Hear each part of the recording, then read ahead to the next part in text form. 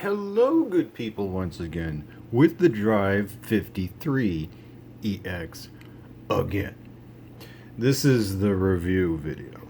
The other one, that was just a how-to tutorial, because again, a lot of people, this is going to be possibly their first Garmin. Because again, it's the cheapest model that they are making right now.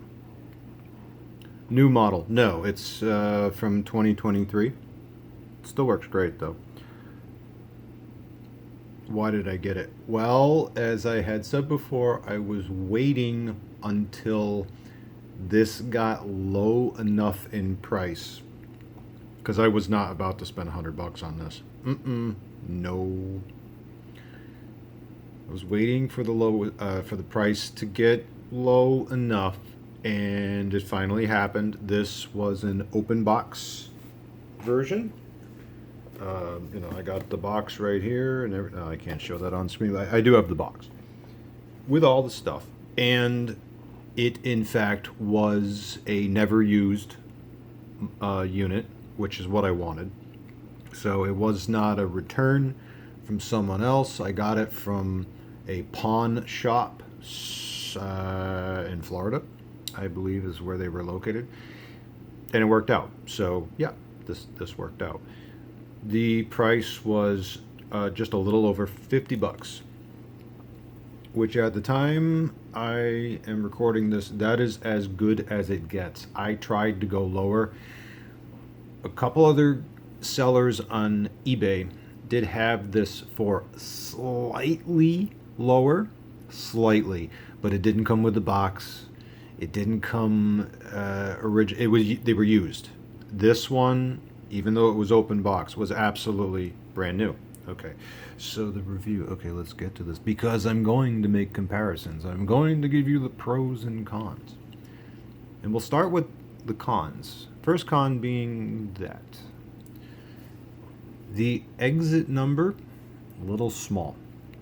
Little small. Unreadable? No, but a little small. Yeah. And the smallness really is just overall probably the largest negative.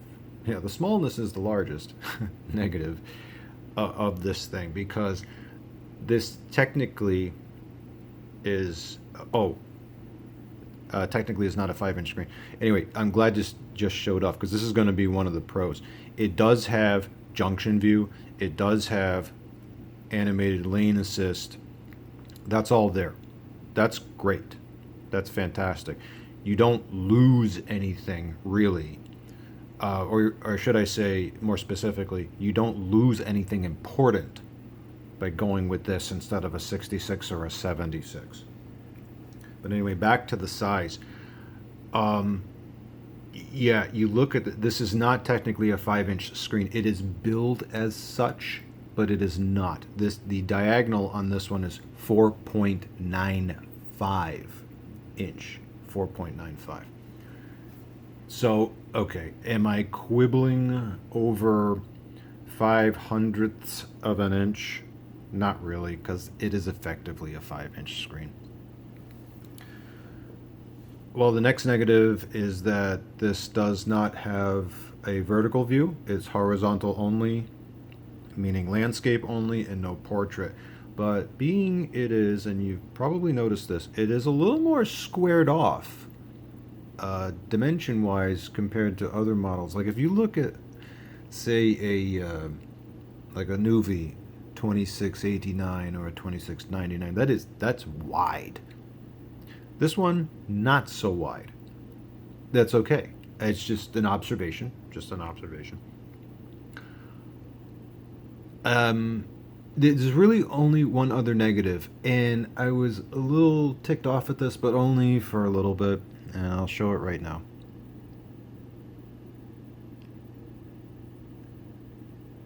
Zoe is not here. Samantha. Yeah, I love the Zoe voice for US English. That's great. Not in the 53. Samantha. Which means it sounds just like the Well, I just mentioned it, the 2689. It sounds just like the Drive 52. So, no Zo. Wah. Okay, so now let's get on to the positives of this guy. This right here. Okay, now I mentioned this is a little small, but let's pay attention to this for a second. This blew me away. The size of this is the same as the Drive Smart 65, which is crazy. On the Drive Smart, now on the 66 and 76, this is a little bigger, but the crazy thing is that, okay, the Drive Smart 65, that's a 6.95 inch screen, 7-inch screen effectively. And this right here, this field, is the same size, font wise. That's it almost puts me at a loss for words, because wow, because this is, you're comparing a 5-inch to a 7-inch, and this 5-inch keeps right up for legibility right here with the Drive Smart 65 7-inch. That's crazy. That is absolutely crazy. The second craziest thing about this is something no one else has talked about, but I will. The weight. Want to take a guess how much this thing weighs? 69 grams. You want to know why that's a big deal? That wow, again, it gets me tongue-tied that that's a feat of engineering right there for this. I don't ordinarily say that about Garmin navigators. This one I can, because 69 grams, just to put that in perspective, a diver wristwatch is usually at bare minimum 130 grams in weight. That's a wristwatch, okay, with a steel bracelet. You look at a Seiko diver or something like that, it's always over 100 grams in weight. This is sub 100 gram, 69 gram. And the reason that's such a big deal is because the likelihood of this thing falling off the windshield once you use the suction mount is, it basically will never happen. Okay, I won't say never. Eventually it will occur, because every now and then you're supposed to take the suction mount off and clean it up and reapply afterward. But that will be, I believe, excuse me, if you use one of these, one of the only times you would ever have to remove the suction mount if you use one. That is nuts that this thing is only 69 grams in weight. Wow. Another positive of this thing is something which is unintentionally a positive. There's no phone crap in this. None. No phone crap at all. You don't see Alexa down here. I mean, yeah, it's got apps, but what apps? Okay. Oh yeah, the traffic thing. I mentioned this in the other video. It shows up in here, but it says, yeah, I need the cord. So I think this follows the Drive 52. Now, with the 52, there's the 52 EX and the 52 MT. The MT does, in fact, have a built-in traffic receiver to it, which means if you use a regular USB power lead, you can enable the traffic without the GTM36. With this one, however, and I'll just show the about screen here, obviously does not have, that's one of the shortest about screens, right? Yeah, because this is basic, but that's to its benefit. I'll get back to that in a second. Okay, so no, it would say here if it had a built-in traffic receiver. It does not. But, so why does it say traffic? Because you can add on the GTM36 cable traffic cord, and then you get the FM traffic. Okay, fine. No smartphone. Like I said, no phone stuff in this. I don't know if the Drive 53 and traffic, which is what it's called, follows what the Drive 52 MT was. Probably does. I'm not going to seek one out. Well, you know, I should go back on that. You know, I probably will. When they get used and cheap, that's probably when I'll get one. But certainly not now, because if you were to buy one of these full whack. It's I think the lowest price you'll find for this is about $100 even, and after tax you're going to be paying between 104, 108, whatever it is that you pay for one of these. This one I was fortunately able to get open box, never used, like I said before. Essentially, not essentially, it is brand new. Yeah, one thing that other people would complain about that I don't is the fact this uses the old style USB connector. It does not have USB-C, which means I can use my existing GTM 36 and use it now. I do not have to buy the traffic model. I do not have to buy another traffic cord because I already have it. So to me, that is a benefit. And in addition to that, because this uses the older USB style connector, it is not a hot runner. That's another benefit of this thing. And I have not tested this in the car yet. I will. Yes, I will. I was certain that when I got this thing, I said, okay, it's going to be too small, not going to be very legible, I'll just buy it to collect it.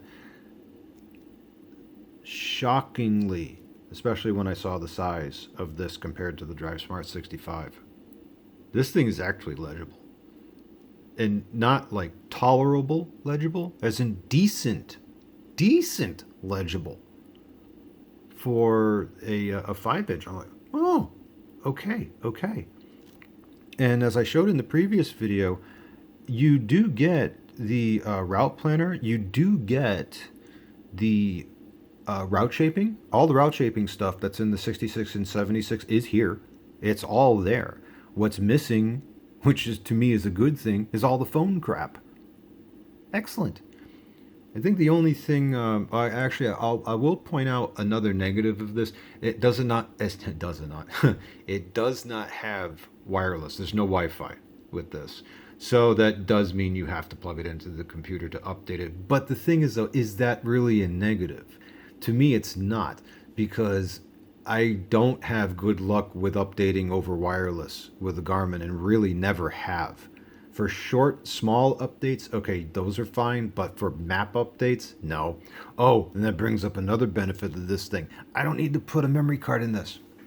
It's got something like 16 gigs of storage, which doesn't sound like much, but for map data and everything, that's more than enough. It does have a memory card slot, although it's in a weird place. It is, if you flip this over, it's in the middle on the bottom. There is no other model that shares architecture with this one. This is definitely unique in the Garmin lineup, to be sure. Like, I look at the 76 and I can tell just from the engineering of it, the shape and whatever, that's a carryover from the Drive Smart 61, which became the 65, which became the 76. Okay. That one, yeah. And I know there are differences between, the Alexa model and the non-Alexa model when it comes to the Drive Smart 65, but you get what I'm saying. The memory card slot is in the same place. The speaker is in the same place. This one, however, does not share anything with any other model that I could tell.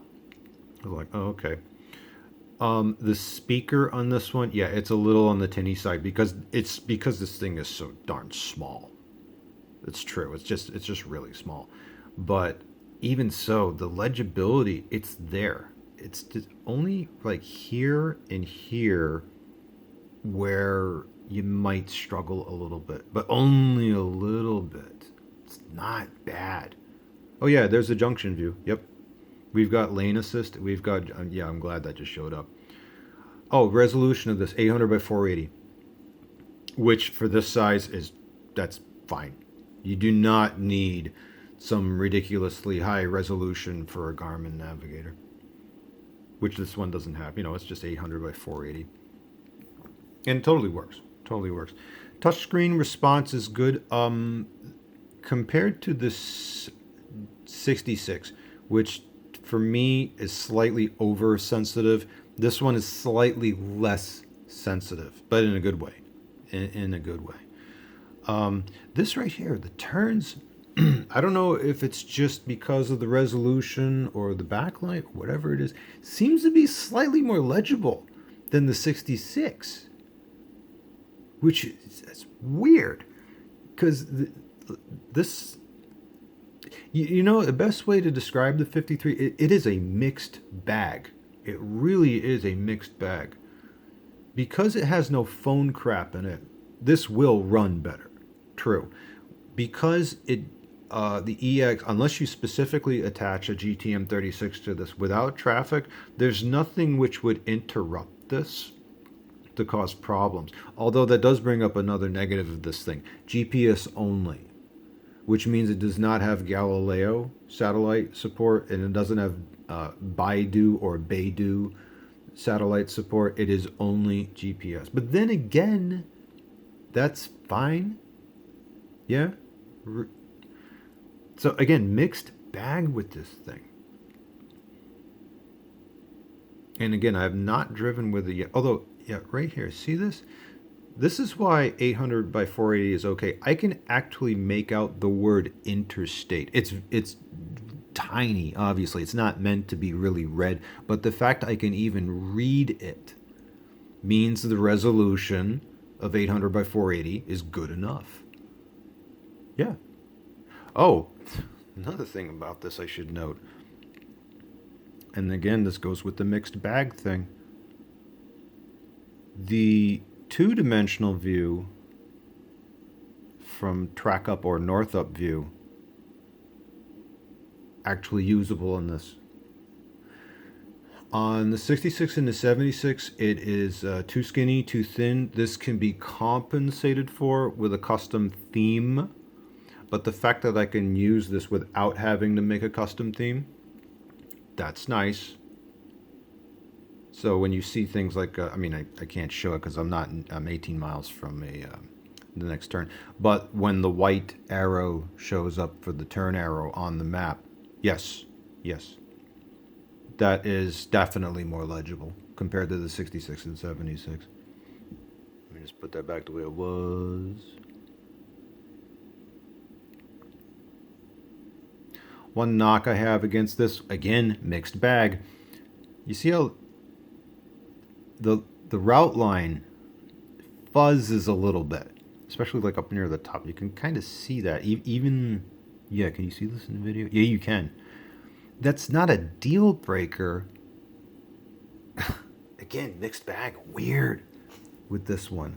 Oh, this down here. This is almost as large as the display on the Drive Smart 65. So it's crazy just how where legibility, because that's what I'm paying attention to with this more than anything else. It's like how legible are we getting with this? And could my eyes actually read this? Now the thing is, again, I don't know for sure because I have not driven with this. I have not used this in the car on any trip. I will very soon. I will. But just looking at this going, such a mixed bag this thing is. And I'm glad I got it, honestly. Because originally I was only going to get this for two reasons. One, just to collect, and two, for this channel, honestly. That's the reason I got it. Those two reasons. But now I'm looking at this saying, I might be able to actually use this thing. This might be doable. Because there are times, no, I'll just say it like this. Can I live without traffic reporting? That's a solid yes, absolutely. Even in Dallas-Fort Worth area, where there's traffic everywhere. I look at this and I say, all right, can I live without traffic reporting? Yeah, I totally could. I really, really like the idea of the super lightweight of this thing. Just to put this in comparison, the Nuvi 2250, which is the lightest, was the lightest model I owned. This is lighter than that, yet it's bigger. because the 2250 Nuvi is a 3.5 inch. This is a 5 inch, effectively. And when I saw that, because when I saw the figures on the Garmin website, it said, yeah, it's only 69 grams of weight. I'm like, oh, yeah, I don't think so. I think you're grasping at straws, Garmin. No, they were being honest. It actually is only 69 grams, meaning when I attach this to the glass, because that's how I use it, when I attach this to the glass, it's not going to fall off. It's not going to fall off. Probably never. Well, you should never say never, but the likelihood of that happening, slim to none. Slim to none. And I gotta admit that when I go around here and I don't see any of the phone crap, like there's none of that phone garbage in this, that's just nice. It's simpler. This simplicity is good with navigation. It really is. Yeah, this works. This works. But will it work for my eyes when I use this in the car? That is the question. Well, I'll find out soon enough, and I might actually do driving footage of this guy. Maybe. I haven't done one of those in a while. I give it a thumbs up. I do. I think the very last thing I'll say is that if you are on the fence with this one and the 66 and the 76, okay. Which one of the three is the most legible? It's the 76. There's no question. That is the 7-inch version. I own all three. I have the 53, I have the 66, I have the 76. The 76 is definitely the most legible. The only thing you really have to worry about with that, well, there's two things. One, it uses USB-C, which will not work in some cars. Particularly Chevrolet Silverados that don't seem to like, because of General Motors BS, they have USB-C ports that don't really deliver full power. So the Drive Smart 65 is the better option for new Silverados. Maybe General Motors fixed that. I don't know, but I doubt it, knowing their cost cutting. Whereas this uses the older style connector, no problem at all, right? But anyway, the 66 and the 76 use USB-C, whereas this one does not. And both the 66 and the 66 runs a bit hot. It does. The 76, because it's physically larger, spreads the heat out more, does not run as hot. Because this one does not use USB-C, it uses less power draw. Like, I'm touching the back of it right now. Yeah, this is not a hot runner. So with that less of a power draw, this is the I won't say cool, because none of them run cool, but the least likely to emit heat, or excessive heat, I should say. Again, mixed bag. This thing is such a mixed bag. But okay, yeah, I'm sorry. For legibility, if it's like, no, I need something I can read. I have to be able to read it. I need the voice control, because this does not have any voice control. Okay, I need the voice control and maximum legibility. You want a 76. Just straight up, you want a 76. But if size matters more, particularly smaller size, and the other things that I talked about with it, light and weight, will stay on the glass better, then maybe you'd want one of these. I almost wish, and unfortunately you can't in most areas, I almost wish you could go to Best Buy and see one of these with your own eyes before actually buying it.